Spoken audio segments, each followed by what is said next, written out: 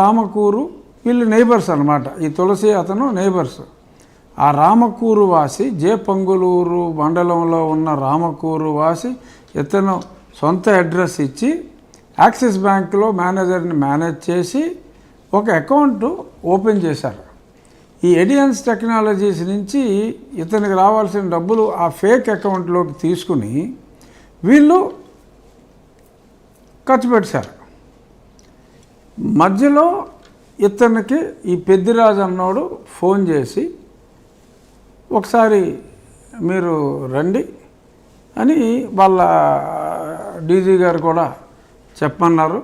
రండి అని చెప్పి ఇతను గుంటూరులో సిఐడి ఆఫీస్కి రమ్మని, ఇదిగో ఆ పక్క రూమ్లోనే కావాలంటే చూసుకో, ఇరిగిపోయిన మంచం ఉంటుంది, ఇంకా చాలా సామాన్లు తెలుస్తాయి, రఘురామకృష్ణరాజునే బాధేశారు ఆ రూమ్లో, నువ్వెంత అని అతన్ని ఏదో మామూలుగా ఏదో కాఫీకి రమ్మంటే వెళ్ళిన అతన్ని టార్చర్ చేసి బ్లాంక్ ఏదో సమ్ మ్యాటర్ టైప్ చేసుకున్నారు. అది చేతితోటి మూసి ఈ కింద సంతకాలు పెట్టన్నారు.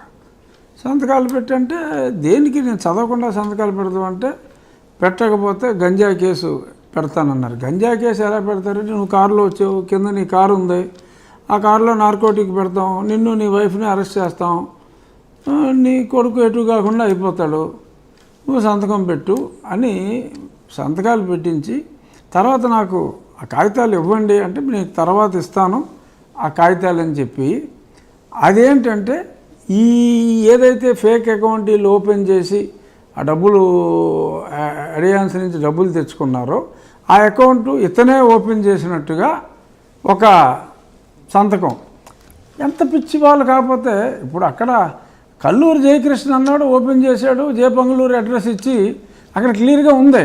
అయినా సరే they wanted him to own it.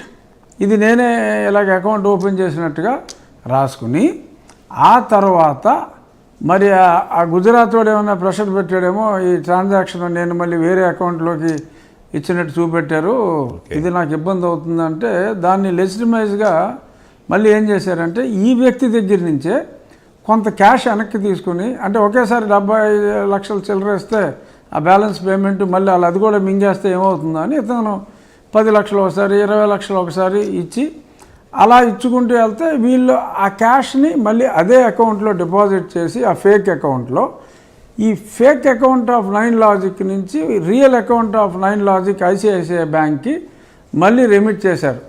అల్టిమేట్గా ఈ క్యాండిడేట్ 70 లక్షలు 75 లక్షలు నొక్కేశాడు సునీల్ కుమార్ అనుకో.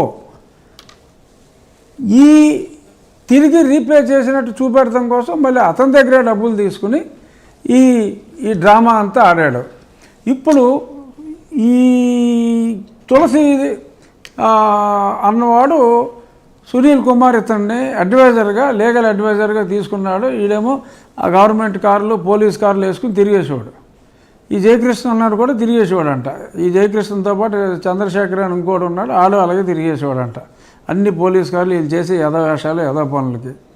ఇప్పుడు నేను చెప్తున్నా సునీల్ కుమార్కి, ఏమయ్యా సునీల్ కుమార్, ఈ అకౌంటు ఓపెన్ చేసిన సంగతే నీకు తెలీదా? ఈ అకౌంట్ గురించి ఈ పెద్దిరాజు అన్నాడు, ఇప్పుడు అతను గన్నవరంలో ట్రాఫిక్లో ఎక్కడో ఉంటున్నాడు, ఈ పెద్దిరాజు అన్నాడు తీసుకెళ్ళి నీ విజయపాల్ దగ్గర కూర్చోబెట్టి దందా చేసిన మాట నిజం అవునా కాదా?